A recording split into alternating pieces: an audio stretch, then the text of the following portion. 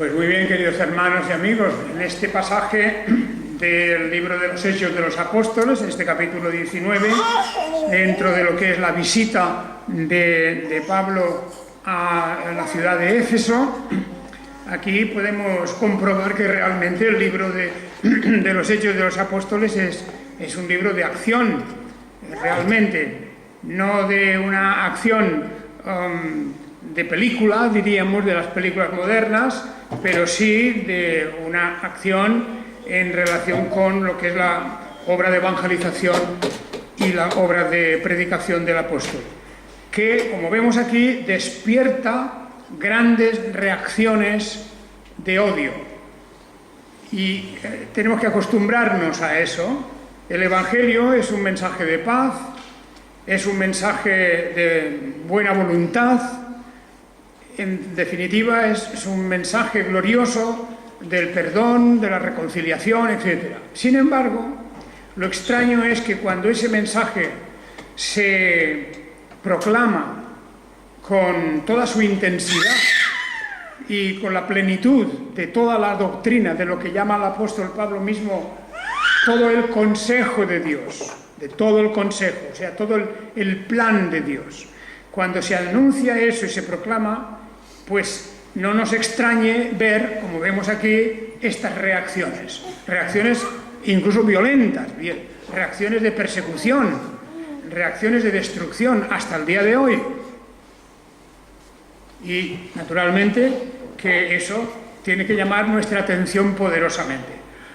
Aquellas personas que tienen la idea de que el Evangelio es un mensaje de color de rosa, con eso quiero decir, que nadie me perdone, que nadie me acuse, quiero decir, que nadie me acuse de utilizar esas figuras como una muestra de un prejuicio cualquiera, sino con eso quiero decir un mensaje blando. Hay personas que realmente están convencidas de que el Evangelio es siempre un mensaje blando. Bueno, es un mensaje muy fuerte, un mensaje fortísimo, un mensaje donde hay el sacrificio del Mesías, donde la muerte del Mesías, el odio contra el Mesías, la persecución contra el Mesías y contra su pueblo. Y bien, aunque el mensaje viene con una clara idea de lo que es reconciliación, de lo que es perdón, que supone arrepentimiento primero. Y el arrepentimiento significa el reconocer el mal, el reconocer el pecado, el reconocer el distanciamiento que hay con respecto a Dios y a la verdad de Dios. Y ahí es donde duele. Sin arrepentimiento es lo mismo que sin fe, y no puede haber reconciliación.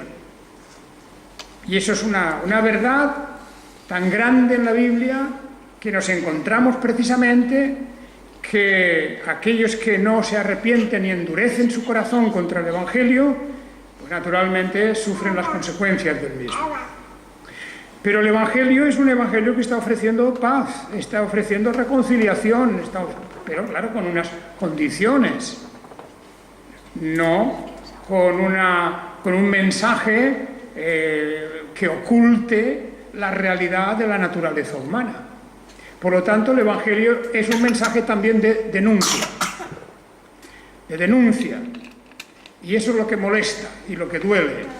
Y contra eso se revela el espíritu humano, y contra eso van destinadas todas las acciones, incluso acciones violentas, como la que vemos aquí en la ciudad de Éfeso, pero que ya la habíamos visto anteriormente, en Filipos de Macedonia y en otros lugares. Todos los lugares que ha visitado el apóstol Pablo hasta ahora han sido lugares donde la visita ha terminado en un alboroto grande, en un tumulto, en una persecución, incluso en un intento de matarlo. Y como eso es el mensaje de la Biblia entera, porque esta misma experiencia la pasó Jeremías, la pasó Daniel, la pasó Elías y Eliseo y Moisés y todos, David no digamos, pues eso es lo que realmente debemos de entender y llevar grabado en nuestra mentalidad, que el Evangelio no es un mensaje inocuo, blando, un mensaje que, bueno, es para decir cosas bonitas y bellas y que siga todo igual, ¿no? Se exige arrepentimiento. Y por esto, fijaos que en Éfeso el apóstol está haciendo una labor de que francamente, abiertamente, está denunciando algo que es manifiestamente contrario a la voluntad de Dios, que es la idolatría. En ese lugar y en ese momento el tema de idolatría era esta diosa llamada Artemisa o Diana. Esta divinidad, patrona de la ciudad de Éfeso, lugar donde se guardaba su imagen sagrada para ellos y lugar donde acudía tanta gente para adorarla, pues allí el apóstol Pablo va a decir claramente lo que tiene que decir, y es que la denuncia que se hace contra él es una denuncia precisamente de que aquello no era una divinidad. En primer lugar, Pablo había condenado también las artes mágicas. Allí se habían quemado voluntariamente la gente, y es el vaivén de las masas, el vaivén de las masas. Hoy pensamos así, mañana nos echamos atrás y pensamos al revés. Y los mismos que habían quemado sus libros de magia y todas las artes y objetos que tenían por un valor enorme, todo eso era un indicio de que en ese momento la palabra de Dios avanzaba, crecía, prevalecía. Pero sin embargo hubo inmediatamente una reacción, como vemos aquí en este capítulo 19 que estamos viendo.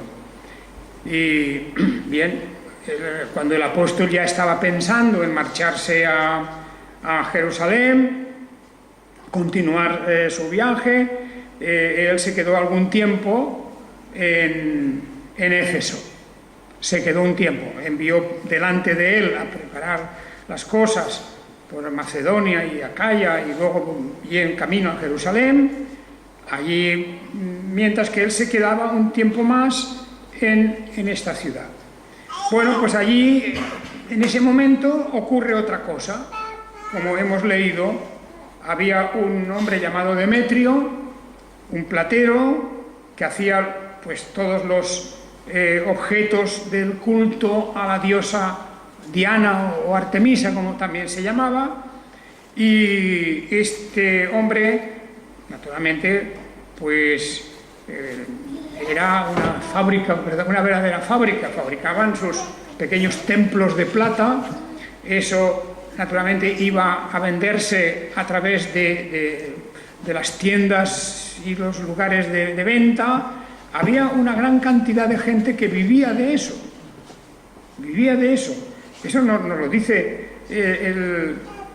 nos lo dice aquí el texto del versículo 24. Este cierto platero hacía templetes de plata de Artemisa, proporcionaba una ganancia bastante grande a los diseñadores o a los que, en fin, de alguna manera preparaban todo aquello. Y entonces se reunieron los artesanos de todo este oficio, es decir, había todo un gremio de gente que vivía de todo esto, y les dijo: vosotros sabéis que este negocio obtenemos nuestra prosperidad, y estáis viendo y oyendo que este Pablo ha hecho cambiar la idea a mucha gente, no solo de Éfeso, sino de casi toda Asia, persuadiéndolos de que no son dioses los que se hacen con las manos. Este era el mensaje de Pablo. Y Pablo está citando aquí también a Isaías, de que no pueden ser dioses y no pueden de ninguna manera adorarse, no puede adorarse a aquellos que uno mismo ha fabricado con las manos. Naturalmente, hemos de decir, esta gente no era creyente, no eran cristianos, estos plateros y estos comerciantes, y defendían su negocio, pero esto lo hacen de tal manera que lanzan contra Pablo a la ciudad entera, excepto aquellos que antes habían hecho profesión de fe y todas estas cosas. Fijaos pues, dice que al reconocer que era un judío, no olvidemos, aún no había, esto era una cuestión tanto de judíos como de cristianos. Desde el Antiguo Testamento tenemos la prohibición del culto a las imágenes. No te harás imagen, no te inclinarás delante de ellas, etc. Toda esa, de los 10 mandamientos, es uno de los 10 grandes mandamientos de la ley de Dios. Y por lo tanto eso lo comparten los judíos, naturalmente el cristianismo también, porque es una derivación del judaísmo y la ley de Dios está ahí la misma. Pero ese mensaje que se había propagado por todas partes había herido profundamente la sensibilidad y las creencias de estos habitantes, ciudadanos de Éfeso. Vosotros imaginaos lo que ocurriría, porque hoy es lo mismo, exactamente, no han cambiado esas cosas. Incluso aquí, en este país, si algún cristiano tuviera la idea de irse pues a una de las grandes festividades en honor de la Virgen, o en honor de Jesucristo, pero con imágenes, me refiero, de estas grandes, pues todo lo que representan las romerías, por ejemplo, las grandes romerías, la del Almonte, ¿verdad? Todas estas fiestas tan populares donde las pasiones se desatan, el fanatismo y bueno, se mezclan con una serie de actos. Si alguien de nosotros estuviera allí y dijera algo respecto a lo inútil y lo contrario a la ley de Dios, que es el culto a las imágenes, pues no sé si saldríamos enteros de esa reunión o de esa procesión o de esa romería.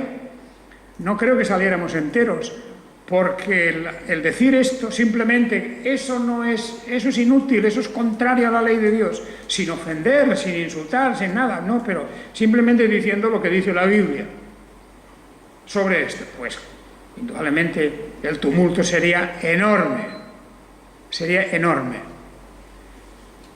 Por lo tanto, hemos de tener en cuenta que lo que pasó aquí en Éfeso en estos momentos es una reacción que la podemos esperar en cualquier lugar.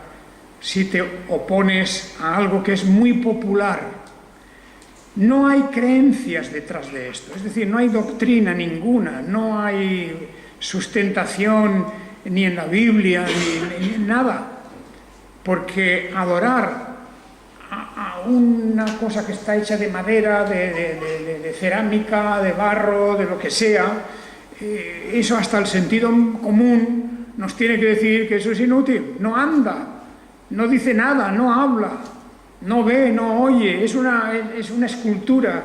¿Cómo es posible adorar a una escultura y llorar delante de ella y pedirle cosas y decirle si es bonita o guapa o fea o yo qué sé, todas esas cosas que se dicen?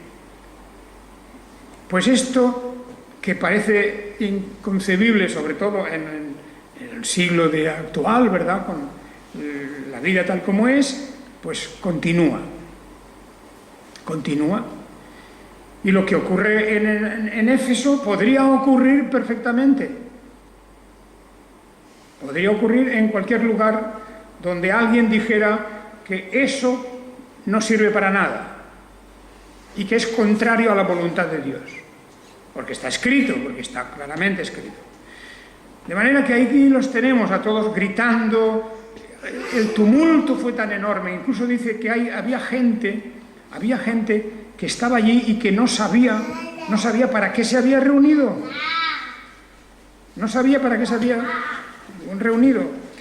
Por cierto, el versículo 32, yo os lo mencioné hace poco, es para que recordemos un poco la cuestión del significado de la palabra iglesia, eclesia. En el versículo 32 dice que la concurrencia estaba aturdida. La concurrencia, la gente que estaba allí reunida, En la palabra original, en el Nuevo Testamento, tenemos la palabra eclesia. Pero naturalmente los traductores no pondrán aquí la iglesia, ¿verdad? Porque este es uno de los problemas que a veces tenemos con el sentido y significado de la palabra iglesia. Que iglesia no es un nombre de tipo sagrado, ni siquiera religioso. Que conste, y lo digo una vez más, porque simplemente significa asamblea de gente, reunión de gente, como una concurrencia, que dice aquí en esta versión, un grupo grande de personas, la eclesia. Bien, dicho esto, fijaos cómo va desarrollándose todo este proceso, este gran tumulto. Hemos dejado la lectura en el versículo 32, ¿verdad? Y dice en el 33, y a continuación nos continúa explicando lo que ocurrió. Y de entre la multitud instruyeron a Alejandro. Fija, aquí hay una cuestión también de traducción, porque las versiones cambian un poquito el verbo instruir. Quiere decir, seguramente se refiere, porque el verbo tiene varias acepciones, significa que informaron.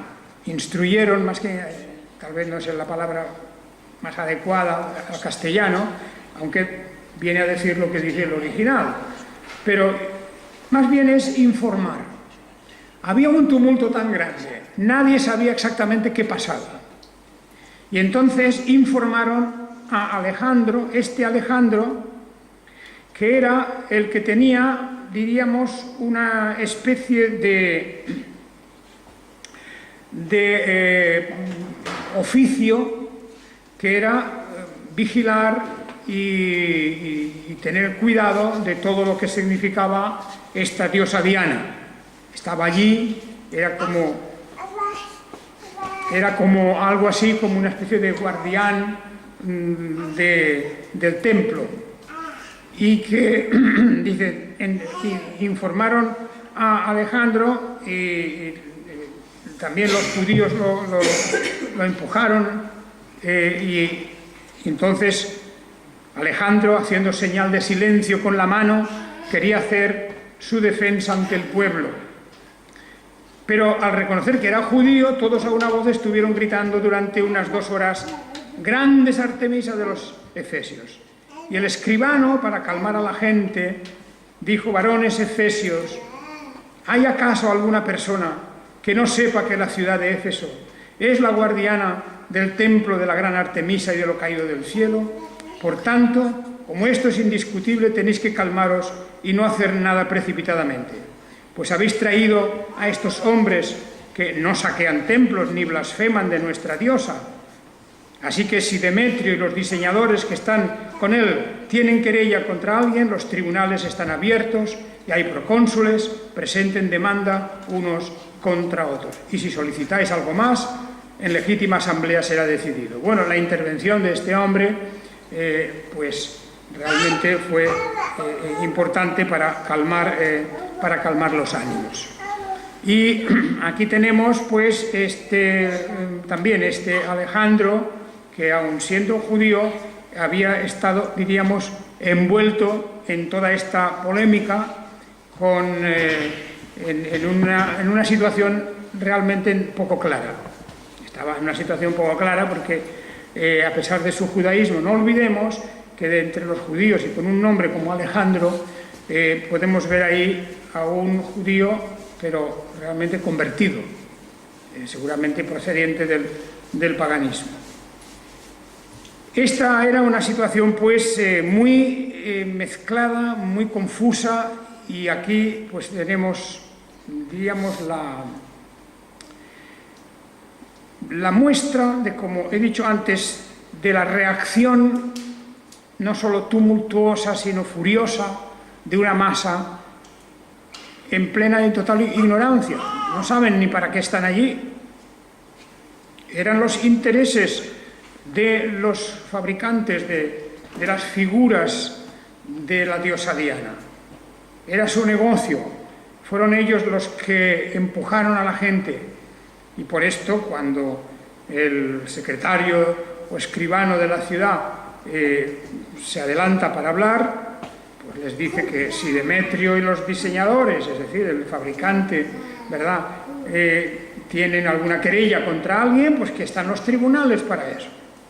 Bien, ahí es una manera, diríamos, civilizada de hacer esto. Era la influencia del derecho romano, pues no tenía que juzgarse de acuerdo a las leyes romanas. Estaban allí los procónsules, los representantes del cónsul romano de toda aquella provincia, y en fin, dicho esto, pues parece que se apaciguaron los ánimos y se disolvió la reunión. Con estas cosas, creo que es bueno recordar que tenemos aquí un ejemplo más de cómo este viaje del apóstol, este segundo viaje del que estamos considerando, pues es algo así como este tercer viaje, quiero decir, ya es el tercer viaje prácticamente, es como esto no fue un viaje, diríamos, de exploración sencilla, fue un viaje de predicación, de anunciar el Evangelio. Allí el apóstol estaba comprometiéndose totalmente en la proclamación de la verdad. Y él sabía ya las consecuencias que todo esto iba a traer. En este viaje, que todavía no ha terminado, aún está aquí el apóstol en Éfeso, pues vamos a ver también cómo él va a continuar recorriendo de nuevo algunas partes que ya había visitado, allí para exhortar a los hermanos, hablando con ellos, y en definitiva cómo tenía él que sostener todo lo que se había creado con relación a las congregaciones, iglesias, en todos estos puntos. Ya era una labor enorme la que estaba haciendo el apóstol. Habían iglesias fundadas en todos estos lugares y crecían a una velocidad increíble en el número de sus miembros, el número de los que hacían profesión de fe. En todas partes. En Filipos, ya hablo ya del segundo viaje, cuando pasan a Europa, desde Troas, ya predicando en Filipos, predicando en Tesalónica, en Berea, en todos estos lugares donde él estuvo, Atenas, por supuesto, Corinto. Qué gran viaje este de proclamación del Evangelio. Pero al mismo tiempo, digamos claramente que todo esto iba a suponer un desgaste en la salud y en la energía del apóstol. Él iba a reconocer luego en las cartas que escribe más tarde a todas estas iglesias cómo realmente él está exhausto. Está exhausto. Pero aún así continuará luchando hasta que, cuando ya lo veremos, a su llegada a Jerusalén, allí va a tener uno de los últimos conflictos, de donde va a resultar que va a parar a la cárcel de nuevo y de donde tendrá que salir porque apelará al Tribunal Supremo en todo el Imperio Romano para presentarse delante del emperador y explicar su causa. De manera que eso será cuando veremos ese viaje que él tiene que hacer al final, ya casi de su vida, hasta Roma, y donde al final de Roma ya no volverá. Esta no es una aventura caprichosa de una persona que va buscando trifulcas o pelea contra los adversarios. Es el viaje o los viajes de una persona convencida de que el mensaje que tiene que dar es ese, y que no puede cambiar nada. Y que el mensaje ese siempre provoca las mismas reacciones, en unos y en otros. Claro, naturalmente que hemos de entender así. Es un ejemplo que tenemos en la palabra de Dios para que nosotros nos armemos del mismo pensamiento. Cuando tengamos la oportunidad o busquemos la oportunidad de poder dar testimonio, no tengamos temor de decir las cosas como son, porque el hacer las cosas aguadas, sin color ni sabor, eso no es el Evangelio. El Evangelio que no molesta a nadie no es Evangelio. No, eso es imposible. Pero indudablemente, hay personas, hay caracteres que buscan eso. Un Evangelio, pues como hoy más o menos se presentan las cosas, ¿verdad? Solo hablando de las cuestiones que no molesten a nadie. Lo demás vamos a guardarlo en un cajón. Pero es que todo eso demás forma parte de la esencia del Evangelio. Entonces, el hablar hoy contra el aborto provocado, pues eso es una cuestión que mejor no hablar de eso desde un púlpito, según algunos piensan, según unas maneras de pensar. El hablar de la homosexualidad hoy tampoco se debe hacer, porque eso, pues si molesta, mejor no decir nada, porque además hay consecuencias legales. Por lo tanto, hay que andar con cuidado, no hablemos de eso. Y así tendríamos que enumerar toda una serie de cuestiones que están aquí, están en las Escrituras, están en la Biblia, están claramente, forman parte de lo que llamaríamos el antievangelio, y en muchas iglesias y en muchos púlpitos no se hablará nunca de eso. Ni fuera tampoco, ni siquiera hablando de persona a persona. Temas que se van arrinconando y lo único que hay que hablar es que Dios es amor y que ya está. Y que todos somos buenos. Ese es un mensaje del falso evangelio. Hay un falso evangelio. Y ese falso evangelio, pues, en fin, para muchos es suficiente, es bastante. No es para el apóstol Pablo. Él se podía haber callado sobre esto de las imágenes. Claro, se podía haber callado sobre los temas del politeísmo, de la multitud de dioses y diosas que habían por allí. Pues no, cuando fue a Atenas, pues allí dijo, pues veo que vosotros adoráis a muchos dioses.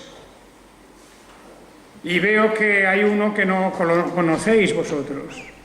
Y yo vengo a predicar de ese evangelio y de ese Dios y de su mensaje. Por lo tanto, queridos hermanos, esta lectura del libro de los Hechos hay que hacerla, pues, teniendo en cuenta lo que realmente representa el evangelio de nuestro Señor Jesucristo. De una palabra directa, que es, por un lado, de instrucción de la verdad, por un lado también un mensaje de esperanza, un mensaje de perdón, un mensaje del sacrificio que cuesta redimir nuestra vida, pero por otro lado es un mensaje de denuncia, y no puede ir lo uno sin lo otro. Esa es la realidad. El precio, pues bueno, el precio ya sabemos, el apóstol Pablo no se puede decir que fue la persona más popular en su tiempo.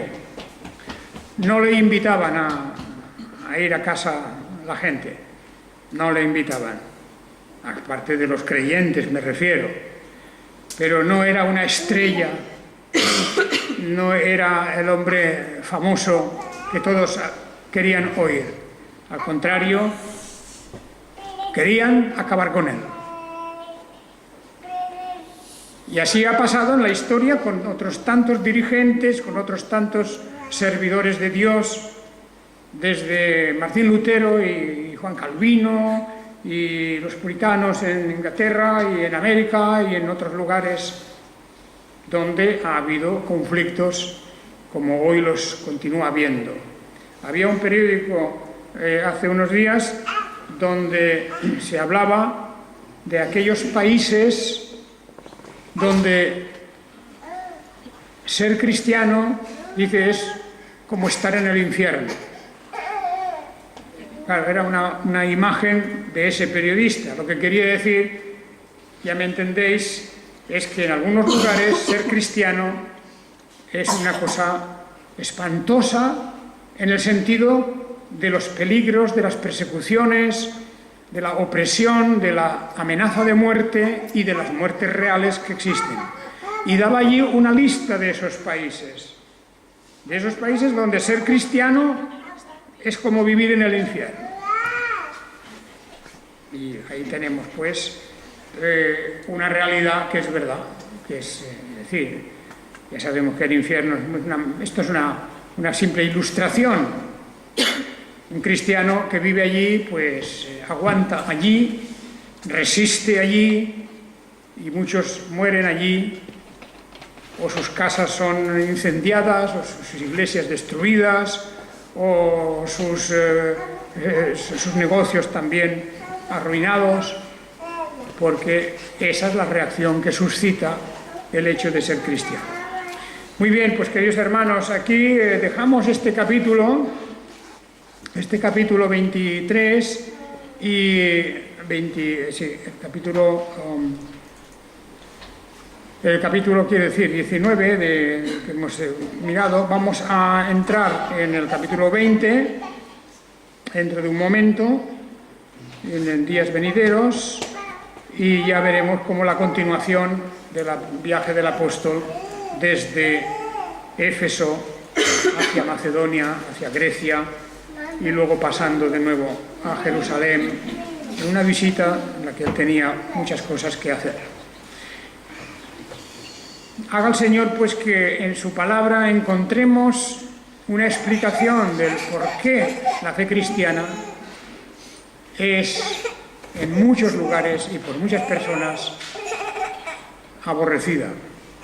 Y como en otros lugares, el Señor bendice, sin embargo, la presencia del Evangelio. Que el Señor os bendiga a todos. Y vamos...